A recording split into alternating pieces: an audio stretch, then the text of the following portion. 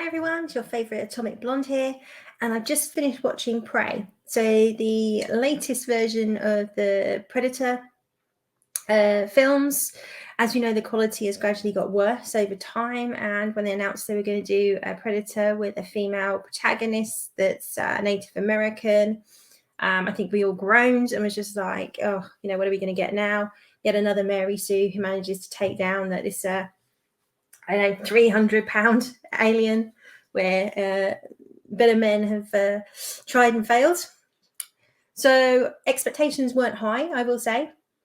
And we all know what subverting our expectations means these days. So did it subvert my expectations? Well, it did, actually. It was pretty darn good. I was actually really pleasantly surprised. Like I say, I went in with a pretty low bar. And this film actually delivers. Is it better than the original Predators? Absolutely not. I think this far down a franchise, you're not going to get that. But what we did get was a really entertaining, fun action film. A lot of amazing, lots of kills, lots of blood, lots of chopping off limbs, which you'd come to expect from one of these films. But I think the biggest takeaway from it is that she's not a Mary Sue. She's actually a bit useless at times. She's desperate, and they set the scene very, very quickly at the start. She wants to be a hunter. She wants to be taken seriously by the male hunters in the tribe. Her brother is like the head honcho. She's being trained to be a medicine woman by her mother, but that's not where her heart is. And they do make a thing of, which is probably a little bit, people go, oh, here we go, where she's sort of like, her mother asks her, well, why do you hunt? Because she's like, because I'm told I can't. And that really whole story is kind of a bit of a lesson, in terms of, we hunt to survive. We don't hunt to sort of make a point or, be something we're not, kind of thing. But that sort of unravels over the course of it. She is a young girl, and she sort of finds her vocation, if you like. The reason the film really works is they set up really on, like I say, she's being trained as a medicine woman. She's obviously very bright, and she's very assertive, and she notices what's going on around her. And there's a line in it that her brother says, she's a good tracker and she's a medicine woman. And he also makes comments around that you notice things that I don't notice, which is basically the key to how spoiler, she does take down the Predator. But it makes sense how she takes down the Predator, and the whole story is really harping back to the heroines of the Ripleys of the world, and Sarah Connors in the original Terminator before she got dench. But it's brains over brawn, and the whole thing is really setting up that she's a bright girl. She comes up with ways to trap a lion because someone in the village has been attacked. It's her first hunt. She wants to step up, and she fails. She basically freezes. She fails. She knocks herself out. Her brother has to take her back to the village, but she doesn't give up. And there's lots of it is her training. She comes up with this brilliant thing of her tomahawk, and she puts like on a they call it a leash, but it's almost like there was a great episode of Supernatural, The Real Ghostbusters, where someone makes a comment like how the weapons always get knocked out the boys' hands, and why don't they put it on a bungee? But that's basically what she does. So she can throw the tomahawk, pull it back, catch it, throw it, pull it back, catch it. And there's a real legitimate reason in the story why she needs that. And things happen to her throughout the story that all build to be vehicles for her to take down the Predator, because she's not strong enough. She's 100 pounds of that. She holds her own in certain situations to a point, but again, she does get the men do ultimately knock her down and punch her, and she does get hit. She is attacked. There's none of this we can't hit women. But it's realistic. It's all done very realistically, not gratuitously. It all fits with the story that the men of her tribe, or the warriors of her tribe, look down on her. They just think she's just being a stupid girl, and the stupid girl needs to be taken home and stop wasting their time. They've got this thing to hunt, but she's observing, saying, look, there's something more out there. There's more than a lion. It's bigger than a bear. And when she does find out and sees the Predator, and there's a great scene where the predator is like hand-to-hand combat with this big brown grizzly bear. And at one point, you think the bear has taken the predator down. It's done really well, but obviously, it'd be a very short film if that was the case. So it does fight back, and basically, the predator has killed it. He's holding the bear above his head, and all the blood and guts is just pouring out of this bear all over the predator. So she can actually see it, and again, it explains why she can see it, and it's obviously very graphic. And so she tries to tell the men of the tribe this is what she's seen. They're not interested, and very, very quickly, these three warriors all get killed. And again, it's the first time we see the predator properly. We see the weapons. The weapons are sort of scaled back as well, even though they're much more future technology. Given this is set in 1715, the predator looks slightly different. The weapons are slightly different. There's no laser guns, but he does have sort of spears and this amazing shield. They can just cut through anything. And they have the laser targeting system, but it's kind of built into his helmet. And the helmet is a skull. It's not like the futuristic one we see in the other films with all the breathing equipment and covering its face completely. And that actually becomes part of a very key part of the story as to how she manages to defeat the predator.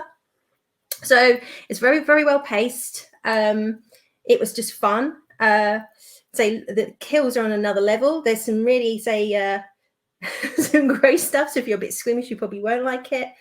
There's a part where she gets captured by some settlers. I think it might have been Dutch or French. She basically gets caught by them. And they try to capture the predator. Not unsurprisingly, they all get picked off. And then there's a point where she sees one of these guys, and basically this guy tortured her brother. There's a point. So coming towards the climax of the film, she manages to knock him unconscious. She sneaks up on him. So again, it makes sense. He's quite traumatized. He's like, managed to get away, but she managed to sneak, and he's like washing in the stream. She manages to knock him out. She then basically sets him up as bait, and she has one of the predator's weapons on her that she manages to get from somebody else whose leg basically got chopped off, and it's embedded in his leg, and she gets that by helping him, and basically chops this guy's leg off, well, the bottom half of his leg off, and he wakes up and there's like these rats or water rats or something just literally eating his leg, and you literally see them taking chunks, and he's like screaming, but basically, and then she leaves a rifle there, so obviously he's going to go for the rifle. She's just sitting there talking, saying, you spilled my brother's blood. You didn't think I was a threat, and that's your big mistake. And you think she's talking to this guy, but obviously she's talking to the predator. Through the course of it, there's lots of things that happen that set it up to make sense. So very early on in the film, said one of the villagers gets injured, attacked by a lion, and basically she gives him like this flower, and it straight away lowers your body temperature, which she gives it to him so he doesn't bleed out. So it basically helps coagulate and slow things down. And through the course, she uses this again, and she realizes on somebody else that the predator can't see them once they've taken this thing. So she's taken this medicine. She knows the predator can't see her, but she can see the other guy, and she sets up these traps.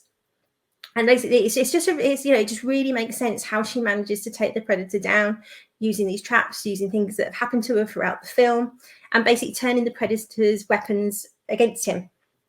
It completely made sense. At the end of it, you went like, "Oh, that's just stupid. How did she manage to do that?" There's lots of things that happened.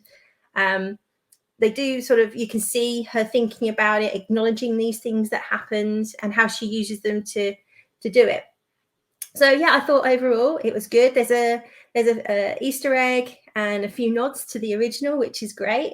Her brother says at one point, "If it bleeds, we can kill it," which obviously is a nod to Arnie. And the end as well, where she's sitting there, she set up a trap, and she's basically sort of like, "Come on, get me, come on, do it." Obviously, go again, harping back to Arnie. And then there's a great Easter egg with going back to Predator 2.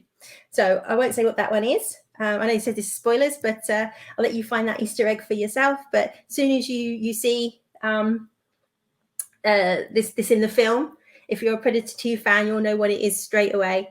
And actually, I quite like the Predator 2 film. I know a lot of people don't, but I thought as sequels go, that was pretty decent attempt. So, and the biggest spoiler that I can give you, because it was really, really important to me, is that throughout this film, she has a dog, Sunny, and Sunny makes it. Woohoo! So yeah, a lot of my angst for the film was actually the dog, not the girl. Not because the girl's not likable. That's just always me. I was more worried about the animals than the people. So yeah, the dog makes it. So very, very important. Yeah, so overall, I thought great film, good fun, definitely worth a watch. I think some people won't like it, and I get they won't like it. It's not trying to reinvent the wheel. It's not trying to be Predator. It's definitely a film on its own, but I'd say with lots of respect to the source material, lots of nods back to the source material. And say the biggest surprise is that, she's just a fairly, likable protagonist. She's not obnoxious. I mean, she's quite strong-willed because she's trying to forge her own way and be something that she can't. And so if anybody says it's woke, I guess that would be the only point, is that she wants to be more than a medicine woman and a mother. She wants to be more than what the culture of her village allows. Personally, I don't think that's woke, wanting to do something outside of sort of gender roles. So yeah, and the way she goes about it, she works hard, she trains hard, and she's not perfect. She fails an awful lot in this film. So I think that's kind of why it works. She's not the finished article. And she does make a lot of mistakes, but all those mistakes lead her to defeating the Predator. So do go check out the film. I hope you all like it. I certainly enjoyed it. I think it's a shame actually Disney have missed a trick, not putting this out in theaters. I think that just proves that Disney haven't got a clue what their audience actually wants, what's good, what's not good. Maybe they're just testing the waters on HBO to try and figure that out, given what we're seeing over at the WB. I don't know. But anyway, as I keep saying, go check it out. It was fun. And take care, and I'll be back soon. Thanks, everyone. Bye-bye.